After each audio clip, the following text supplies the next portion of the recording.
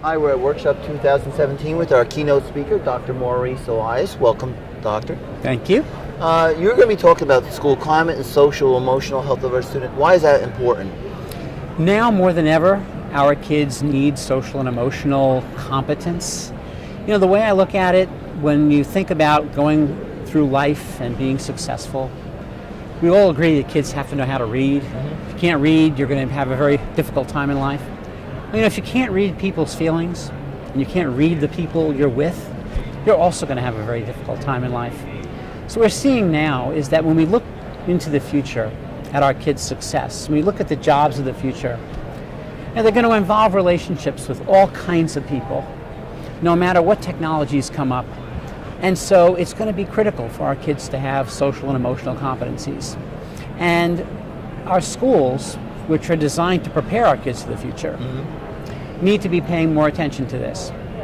I'm always struck.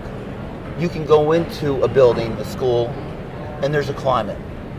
You can pretty much pick it up fairly quickly as to the learning that's going on and how the students feel. Is that something, am I the only one who senses that, or is that something? You know, kids sense it when they walk in every day. The kids get a feel for whether they're welcomed or not. They get a feel for whether it's going to be a safe place or not. You know, none of us can learn when we're highly anxious. And none of us can learn when we feel threatened. And we also can't learn if we're hungry. So the kind of environment we provide for the schools, the kind of nurturing we give the kids, both physically and emotionally and socially and intellectually, really makes a huge difference in their ability to perform. You know that most kids, when they don't do well on their academic tests, we found in some of our research, you know, it's not because they don't know the answers. It's because they're often so either pessimistic about getting the right answer or anxious about getting the right answer that they don't get the right answer. It's really social and emotional factors that have a lot to do with how our kids perform. One final question, and I know you're going to spend a lot more time in the few minutes that we have. How does a district, whether the administration or the board, probably together, monitor their climate and make sure, because we're pretty good at monitoring our math scores and our reading scores and all that, but monitoring the climate and social emotional health of our students, it's a little trickier, at least.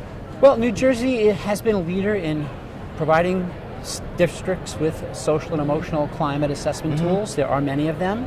It is something that can be done. It can be done on an ongoing basis. We've worked with many schools that have done this, and you do it in a spirit of continuous improvement. Can't be afraid of your data. You say, okay, here's the climate. Here's what we think. How do we make it better? And we engage kids, parents, staff members, teachers, special services folks, everybody in making the climate better. And when we do that, it almost always gets better. Okay.